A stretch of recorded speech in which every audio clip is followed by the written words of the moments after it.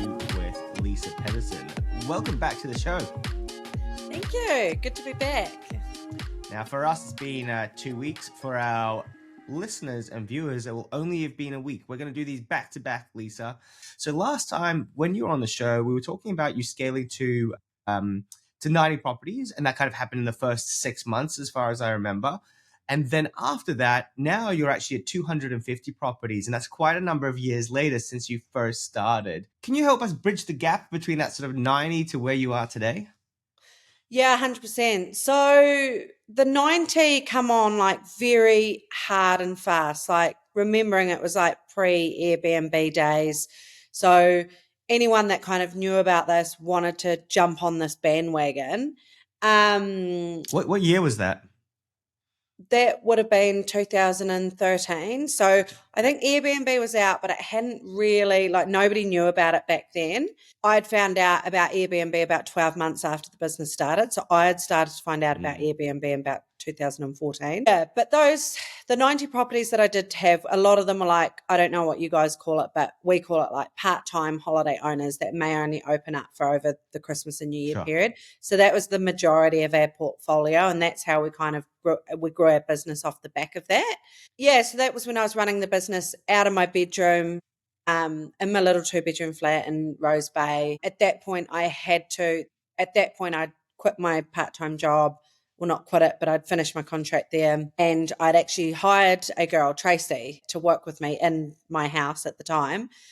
We got to those 90 properties. And again, it was just, there was so many problems along the way, like like no control over the way that owners were leaving their properties. Mm-hmm. The cleaners were walking into like a lived-in property that had been lived in for the last 20 years. So It took them, it was like a 3-day kind of cleanup, so we then had to implement more processes on that, of doing pre-quotes and pre-checks before we actually onboard those owners' homes, and having more checklists and more processes and more forms that more information that we give to the owners in the lead up to all of that. At that point in the business tech was starting to become quite big within our businesses. So I basically used a Gantt chart to map out all of our like owner onboarding process from start to finish, and then automate that as much as possible.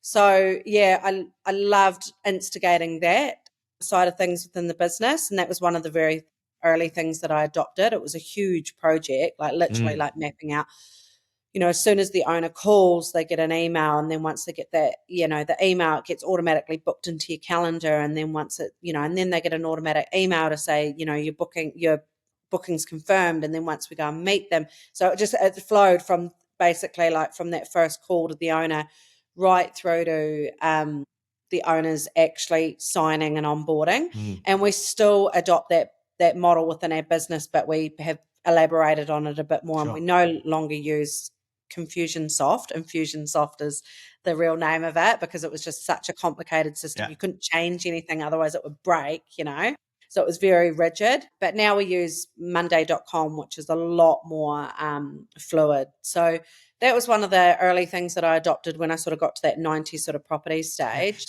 So tell me about the so of course you're mapping out your systems and processes. Is that something you did on your own, like just in your bedroom, got pieces of paper and started mapping things out, or were you working with Tracy to map things out as a team?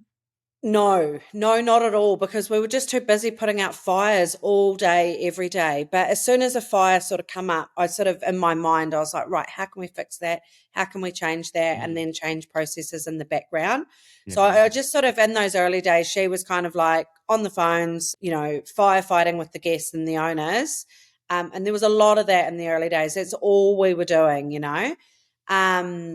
until we kind of like started to map out proper processes and things like that. So, but as you know, in this industry, like no two problems are the same. Sure. So yeah, and that's I think the beauty of it as well. Either you love it or you hate it, right? Like you love to be a problem solver. Yeah, I think that's one of the underappreciated sides of of short-term rentals. If you look at hotels, yes, they've got a lot of complication, but it's really simplified, right? Because they've just got scale, and they can just scale everything up really easily. Whilst in short-term rentals, it's now impossible to scale in the same way. So you have to use a lot of innovation, but also have your wits about you, so that when people are when things go wrong, you know what to do and you know how to resolve it and that sort of thing. But look, I'm going to keep pushing forward. So you're at the 90, and then that sort of that. So you've got Tracy. Tracy, I take it as kind of a bit of a replica of you, right? Going and doing tasks that you'd be doing, or was she kind Yes. of yeah, okay. Yeah. And then yeah, how did you get to that sort of that next? Was it just sort of a natural people would be talking, and then you just get more properties on, or was it more proactive and going out there and hunting down leads and doing marketing campaigns and Facebook ads, or how No, did that look? none of that. No marketing whatsoever. We've only started doing marketing this year, and that's like 11 years into the Wow. business. So it's all been on referrals. Yeah, we were taking on anything and everything at that point. We were meant to be like a luxury accommodation provider, but we sort of fell into the trap that everybody got on this Airbnb bandwagon. And we Mm-hmm. were also at the point where, like, yeah, we didn't say no to anything. So we were just taking on pretty much, I mean, there wasn't much that we weren't taking on. So we'd take on any owner and any property, and that's what you got to do when you first start out in business. Mm. But then, yeah, so then our business and portfolio quickly scaled like to sort of 200 to 250. We even got up to 300, 350 properties. And that's where, so we moved out of my flat, moved into Maddox Street in Alexandria, and then had a whole setup there where we had set up a cleaning company as well, had all the linen in the bottom area. We had staff up the top. So I think we had about 6 or 7 staff up the top. We started to Wow. adopt VAs as well, which was really good at this point. But we were relying heavily on our cleaners to do all of our checks. So property managers weren't actually doing that many checks because we had our in-house cleaning company. But I quickly realized that the cleaning company was like not, we were breaking even on the cleaning if we added everything up. And there was so much stress of finding out the staff with the cleaning company as well. So we went back again to contractors because that's kind of like, I know a lot of businesses flip from like using a contractor back to putting it Okay. in-house, using a contractor to putting it back in-house. My sort of end result on that is just use a contractor and use a really good one and have a really great partnership so that they do all the things that you want to do within your business. How do you, Because then so you don't just have a headache of yeah, running a just whole nother business. yeah, yeah, completely. And I've seen that as well. So a lot of the consulting that we do, and we do help businesses out, sort of figure out which path they should take. And the cleaning can be really taxing. It is another business unto itself, and you can run it profitably, but you do have to put the time, energy, have the love and the passion to do it. And you can have a very successful business, but quite often you're also thinking beyond just cleaning short-term rentals, right? You might be doing commercial cleans and that sort of thing. But tell me about those contractors, kind of where it is right now, if you don't mind. Of course, with your business, you're across different parts or in different territories in different areas. Have you got one contracting company that deals with it, or is it lots of independent contractors, or is it we have 3 or 4, like one contractor for different areas? How does that map Yeah. out? So we're actually using a company called Advanced Clean, and Nick. We've been working with him for about 4 years now, and he's great. He says yes to everything and delivers like he's got the same ethos as us. Is always continue, like if there's a problem, we'll fix it. Like we'll continue to work on it. And cleaning in itself's like a whole nother business and Mm, beast to be able to like manage and operate and get it right. And I just sort of figured that if we can't, so yes, we're using those guys and we're using them for our whole New South Wales. We have got separate individual companies, yeah. contractors in Tasmania because Tasmania is very spread out. So we have like if we're bringing on properties down there, we sort of have we have about 3 or 4 different cleaners in Mm, Tasmania, and we use that. We don't take on properties outside of their area, so we're yeah, continuing to grow kind of their patch. Melbourne, we're using another set of house cleaners, but it's another company, and they seem yeah, to be going really good as well. great. But I think the thing with the housekeeping team and the contractors that you use they have to work within your system and they have to work together. So like we're using Slack to communicate, we're using Breezeway, so they have to use that, and they have to have all the reporting and they have to do it our way. So it's really important that they get that right. And then so We with also, the training side of it, do you, even though you're using an independent company, do you train the head of the company and then they have to pass it down? Or do you guys have like yeah, a process where if they get a new cleaner in, then they have to go through different steps? no, so they train all of their team, all of their, yeah, it's their responsibility. But when we first started to use them, we did some training, and then we kind of do yearly sort of like catch ups. Hey, look, we've noticed the standards are slipping. Gotcha. Like this is, and we might do a session with their team once a year or something like that Oh, now. beautiful. But Margarita's amazing. They do pre checks because we have a really tight grip on all of our linen. So they take care of all the linen and all of our amenities. And then on charge us, we've got to make sure that those costings are tight as well, because most cleaning contractors these days have linen pack. So it's all set out in a pack. But if a bed's not used, we don't want to be charged for that. Mm. One of the most recent things that we've adopted is making sure that the cleaners do a pre-check, because if the beds aren't slept in, we don't want to be charged that extra pack of linen Yeah. instead of them charging like, for a 2-bedroom, they A flat charge rate. 2 packs. Yeah. So we've actually saved a lot of money in the business by having them adopt that. So I think that was a really good thing that saved us a lot of money just in the last 12 months, and being really vigilant with the cost that the cleaners are charging. We have one fixed fee that we charge the cleaners, and they're expected to do everything on that. We pay them a lot more than the going rate, but it makes sure that they are getting the ceiling fans, so that the property is kept to a certain standard all year round. We don't have our cleaners doing deep cleans, because the property should never get to the point where it needs a deep Needs a clean. deep clean. Yeah, gotcha. Yeah.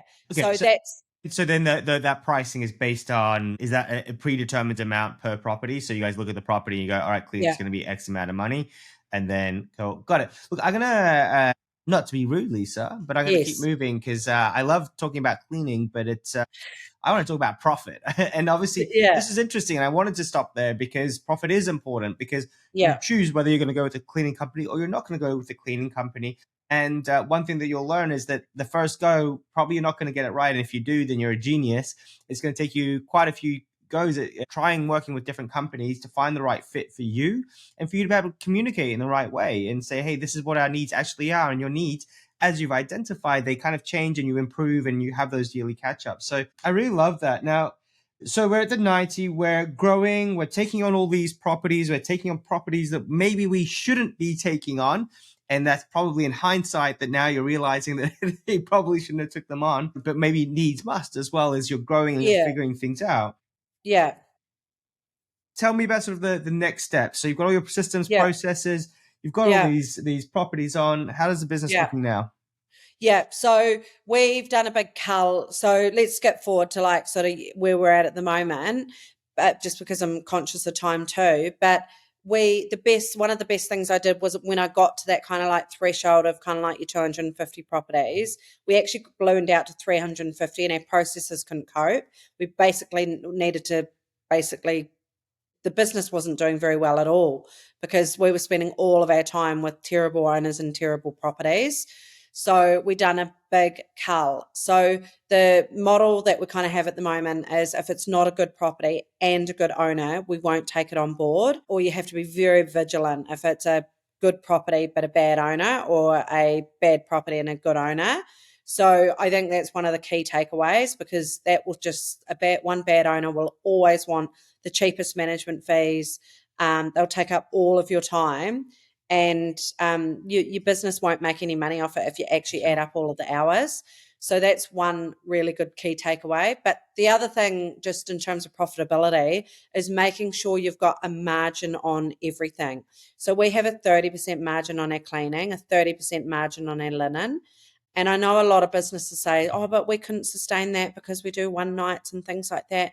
Well, you need to kind of like work with the right provider in order to kind of, you're running a business at the end of the day. We cannot make money off just management fees.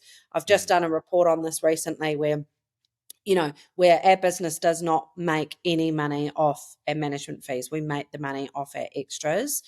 Mm-hmm. So those extras are really important to us. We don't go down the route of like supply of the get adding extras on concierge stuff like hampers and cheese and nibbles and platters and stuff like that on arrival, because it just takes up way too much time and it's not scalable. But what we do is we have a service fee built into the owner's contract as well. Everything's built into the owner's contract where owners agree to everything. All of our charges are mapped out on our owner's contract. So that's the first thing you've got to get right, because you've got to have complete transparency with your owners about your rates and your charges. Sure. Yeah, so we have 30% on our cleaning and our linen. We then have a $20 service fee on anything that we do with our property. So if we're buying a $50 service fee if we're buying light bulbs, batteries. Used to be 20. Used to be 20, now 50, correct. But if we are buying a packet of batteries, we're not going to charge an extra $50 service fee on that. We'll look at it and go, well, we can't charge double. But to be honest, it should be a percentage. So don't do the flat fee thing that I'm telling you right now. It's just we can't change that at the moment. I would be doing a percentage on what would the percentage be? Probably 20%. Wait, sorry, I'm confused. So you're saying, so let's say there's an extra something that happens, right? There's a call out for maintenance, and you're saying so there's a 50. So whatever they're charging, then there's a $50 charge by your company saying, hey, it does take us admin time to look after these things on top of the service fee. But you're saying, now I'm a little bit lost, when you're saying it's not $50, are you saying that you should just increase your overall management fee? No, you build into the contract that any services that you do for the owner, whether it's sending a plumber out, replacing batteries, replacing light bulbs, is an extra on whatever the cost of that item is an extra 20%. Ah, gotcha. Okay, cool. So almost like what you were saying before, to have a 30% margin, now you're saying 20% on those extras. But if you're getting batteries though, if it's your own team running it, and if you don't have a charge to it, how do you know, like, how are you going to charge for it? So our team make a note of anything that they've purchased, and that invoice comes back through to the business, goes through to accounts, and then accounts add on an extra. Like if it's just batteries, it'll be an extra. If the batteries cost $10, the team will just add on. Yeah, right. Okay, cool. Yeah, we should be charging 50. Got it. And it makes it really straightforward and easy for them. And I think for an owner, it's a bit easier to swallow, right? Because if you're buying a $5 packet of batteries and they're saying, why am I paying $50? Well, if it's a $5 packet of batteries and you've charged an extra $1, they're going to go, okay, cool, whatever, right? It's not that sort of psychological pressure isn't there, which is great. Okay. Yeah. So, keep going. I love these tips. They're great. Yeah. So the 20%, add 20% on any maintenance. But the other thing is, like, if our team are going in and screwing in hinges, tightening up toilet hole rollers, unpacking a barbecue and unboxing a barbecue, their time needs to get on charge to the owner. Sure. So we do that at $70 an hour, because if they were to get a tradie in, it would cost them $110, because our property, like the management fee, does not include unpacking and unboxing all the glassware and all your barbecues and assembling them, tightening door. So if they're going in and tightening a door hinge or something like that, we wouldn't charge for that. But most of the time, if you're tightening a door hinge, you're actually probably tightening a toilet roll holder, and you're probably doing multiple other things at the property for a 3-monthly inspection. The girls would have, like, I don't know, maybe like half an hour buffer there, in order to do like the property check, which would be included in our management fees. But if they're getting around unboxing this and taking stickers off there and tightening hinges and changing light bulbs and batteries and all sorts of things, that time could balloon out to 2.5 hours. Well, that extra 2 or 2.5 hours, or however long it takes, is billable time to the owner. Because otherwise we'd be taking a note of all these things, we'd be calling a tradie, and we'd be getting a tradie to go in and do it. So we consider that as billable time to the owner. And your staff, like I always say to my team, that it actually costs you, like, it costs you $200 to go out to a property. So if you're sending that property manager or host inspector or whatever you call them out to the property, that is costing the business at least $100, $150 in time. So that time not all of it is billable because a lot of it does fall under the management fee, but there's a lot of time and things that the girls do that is billable. Same with the cleaners, like they shouldn't be getting around and spending half an hour, 45 minutes mopping up their housekeeper's mess. If they're doing one or two minor things, they're expected to do it, like finding a hair behind the door or, I don't know, wiping down a Sure, yeah. bench. But more often than not, if they are doing that, they're finding more things. So that's where you have to hold those cleaners accountable. So if there's more than one or two things that the property inspectors noticing, there's no compromise on quality with the cleaners. We have to be going back to the cleaners and making them accountable. Yeah. If it seems really petty and really silly and you're going to annoy the cleaners about it, then you haven't got the right contractors, because they're never going to be accountable for the work that they're doing if they're not sent back to fix that up. Mm.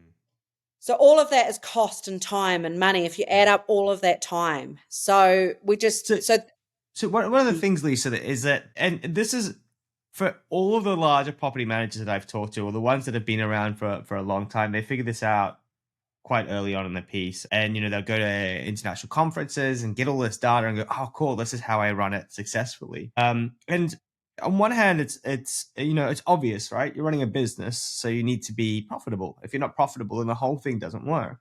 You need to make sure that you've got enough margin, enough profit, so you can hire good quality people to run your business and to be able to look after all of these different facets of it and make it better and improve it for the owners and your systems, your processes. But one of the things that I think someone that isn't at 250 properties might say is they might turn around and say, well, all good and well, Lisa, you've been doing it for 11 years. We're brand new on the scene. We need to be competitive. If we have all these charges and fees, the owners just aren't going to sign up with us. What would you say to that? I would question that. And where are the things that these property managers can add back and add value to these owners? So that's a really good question. If an owner's going to do it themselves right, I believe that hiring a property manager, they're going to get 20% more. So that's kind of our kind of pitch is if you're doing it yourself, you're probably going to get lower rental returns and lower occupancy. If you give it to us, you're going to get higher occupancy, higher nightly rate. They're going to get better service, the property is going to get, I don't know if they're going to get better looked after, but I mean, they need to be trying to add their value back. And that's probably something I'd need to think about. It's a really good question on how they can add value back and what they can give back to their owners and their guests. Have they got a really strict vetting? They need to know what their competitors are doing and the feedback from their competitors. So looking on Google reviews and things like that and seeing what the sort of problem points are there. Yeah. Yeah, but yeah. Look, I mean, you've got a lot more experience with the property management side, right? I've never built a business of 250 properties, but quite often I find that it's also just a bit of a psychological block, saying, oh, I would never pay blah, and not realizing that you're not valuing your services at the right level of what you're actually doing, and what people would be willing to pay. And I've consulted with plenty of property managers that are in the 12 to 15% management fees.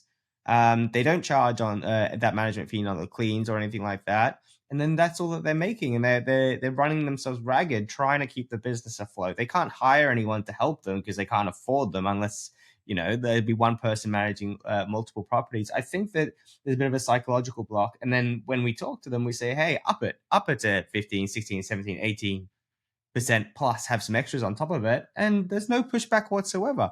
Worked on with clients that hundreds of properties, and they had no one leave because of the rate increase. 100%, yeah. And if you're scared of that at the start, you can always test it. I had this exact same discussion with Savannah from Hello Queenstown, actually. I don't know if yeah, she's amazing. Yeah. But so I gave her the tip on adding like a $20 damage waiver on building into it, and she's making a huge amount of money on that. But she said that nobody blinked an eyelid at that amount when she added that to the bookings.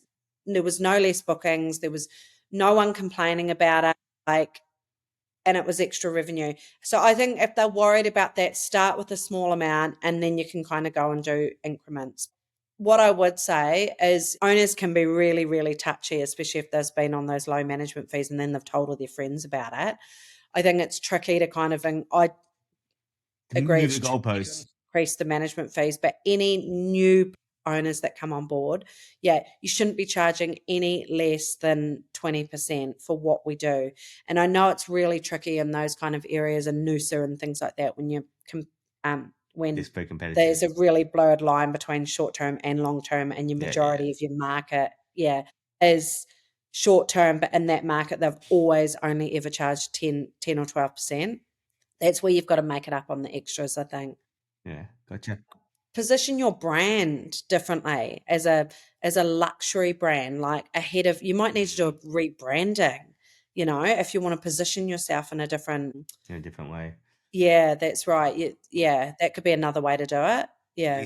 Lisa, we're getting into Yeah. part 3 territory now. This is fascinating. I really appreciate all of these insights, and I'm looking forward to transcribing this and finding that within half an hour we've probably given about 150 different tips, or you have more than me. So that's really awesome. And we do need to finish up because we need to save some for Strive and for conferences, so you can still have something up your sleeve. We can't do it all here.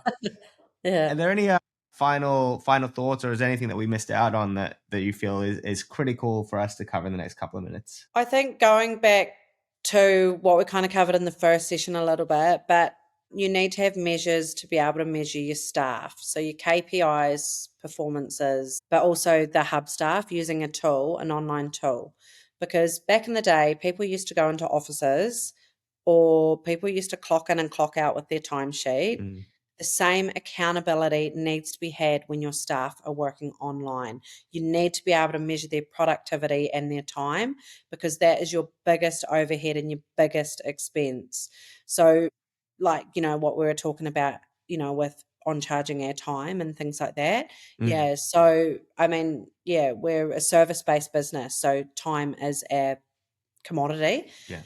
Yeah, so that's really important. And then just making sure you've got those extras on top if you can't increase your management fee. So having a booking fee, even if it's $20 or $10 if you're a smaller business, having a damage waiver so you don't need to. I think the damage waiver is the best one with the bonds, and so you're not having to like nitpick it like guests and owners. You've got a fund there. It's almost like an insurance to be able to like cover major problems or small problems. So you're not having to lose almost like an insurance, but not an insurance. Not an insurance. Yeah, that's right. But it's just a contingency fund there that you can use in order to kind of like put fires out. And as we know, there's so many fires. So do you want to pick that fight? Do you want it or not? You've got that money there. You're not eating more into your management fees. And then having your margin on your cleaning and your linen, keeping your gross profit at 50% or as close to that as possible, and your net profit at 20%, 25%. So looking at all of your line items within your business and seeing where you can on charge things and where you can't. I'd have someone go over your contract and make sure that all of those fees and charges are in there before you go and increase the fees. When you say have someone, you mean like a lawyer for that sort of stuff? That's right. But if you can't just go and like increase or add those fees in. So what we do is we have all the on the owner's contract, we have all the charges that we charge the guest. Then we have all of the charges that we charge the owner. And then we also have an example of the breakdown of the fee, because there's so many line items here, because you've got damage waiver, booking fee, that all gets charged to the guest, cleaning linen, that all gets charged to the guest. Then, we also have like a hamper fee as well, which the guests, it's all bolted into the one rate that the guest pays. But it's part of what the guests are paying. And then we have the owner charges at the bottom, which are the management fees, service fees on any services that we do, and then also the third-party platform fees like Airbnb fees. And then we have an example of that full breakdown so that they know that like what the total amount is, what the guests pay, then the amount that the guests get charged, and then the amount that they get charged, and then what they end up with at the very end. But if you can't go and rejig all of your contracts, you just need to send an email out to everybody. Hey guys, we've adjusted our fees or adjusted our charges, and this is what we're charging now. Yeah.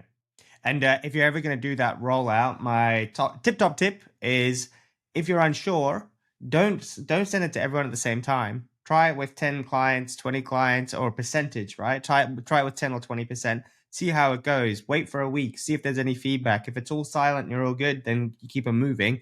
But don't try to roll it out to everyone at exactly the same time. You'll get yourself into trouble.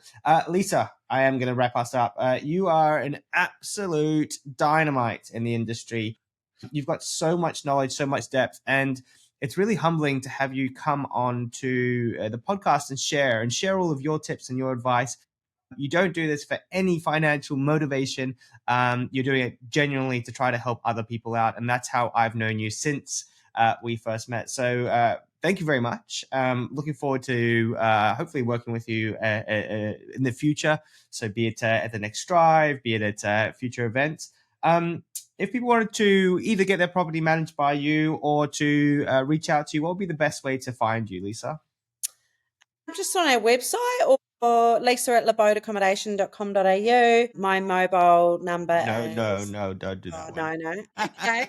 Yeah, so no, just email me. It's fine. But more than happy to share like any tips or mentor anybody at any point, or just, especially those startup stages, because, it can be so lonely, and also you just don't know what you don't know, right? Yeah. You're amazing. Look, once again, thank you so much. I appreciate you coming on twice as well and spending your time with me. I do this, one, to share with everybody else, but also to get to know you a bit better, and it's been an absolute pleasure. Folks, if you are tuned in on YouTube, make sure you give us a like. Those likes, what they do is they indicate to YouTube that the content is good and that we should be showing it to more people. The more people that see it, the more of these podcasts we can do, and the more valuable information I can get through to you. If you're listening on Spotify, on iTunes, then leave us a review as well. Tell us your thoughts. Lisa, thank you so much once again. Have a good rest of the day. Yeah, thank you so much. Cheers, Bart. Cheers.